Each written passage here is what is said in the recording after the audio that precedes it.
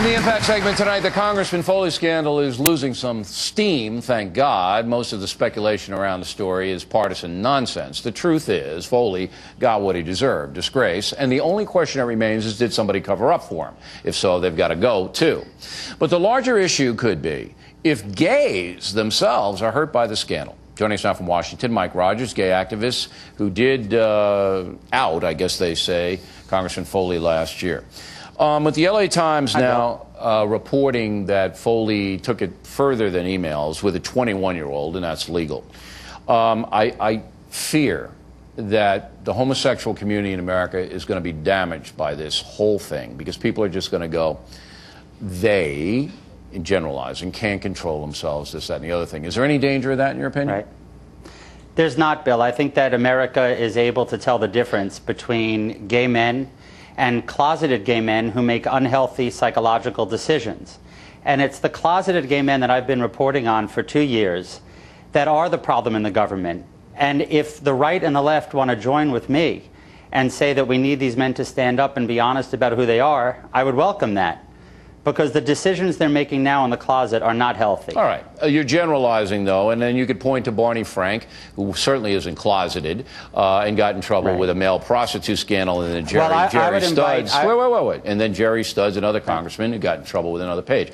Guys weren't closeted. So I don't know if that's the issue. I think the issue is that... Well, I think there is an issue, because if Jerry Studs and Barney Frank were in trouble, they went back to their districts and were reelected by constituents. And I would welcome Mark Foley to stand up, say he's a proud gay American, return to Florida's 16th district, and stand for reelection. And if they want to send him back, like Barney Frank and Jerry Studs, he'll head back to the Congress. All right, but look, what I'm trying to get at, Mr. Rogers, and I think you see my point, is that most Americans don't know the homosexual community, and they're uneasy about it because of the children factor, which we have in here. And this, I think, is going to bring negative connotations to the gay community. Well, you know and I know that gay men have nothing to do with pedophilia. That's absolutely any respectable literature in the country. That? I think that most Americans do believe that. And what I would say is this: if the right wing thinks that homosexuality is tied to pedophilia, which we know is not true, what will they say in the next week or two when I release the names of other closeted gay members of Congress in the Republican Party? It's going to happen. What will their response be? Just the fact that you release the names doesn't really mean anything. If they do something untoward, then it does. But, we have a new poll by Newsweek. I don't think that's true. We have some really interesting information. You put it out there. I wouldn't do it if I were you, but you do what you want. Why wouldn't you? Because I don't think it's anybody's business. That's why. But they're anti-gay. They are passing legislation against the community. Then get them on the issues. Get them on the issues. I am, and their hypocrisy. And their hypocrisy. The values voters in America, led by Tony Perkins, James Dobson, that's who Ken Mehlman's counting on to come out to the polls. And they see this. They see Denny Hastert, a former high school teacher, Denny Hastert, a former wrestling coach, and want to know how long did he know, and when did he know it, and what did he know. He said he didn't know anything. He didn't say, well, he told the press conference that he didn't know anything about this kind of a situation, that he heard that there was some inappropriate stuff, but nothing like this.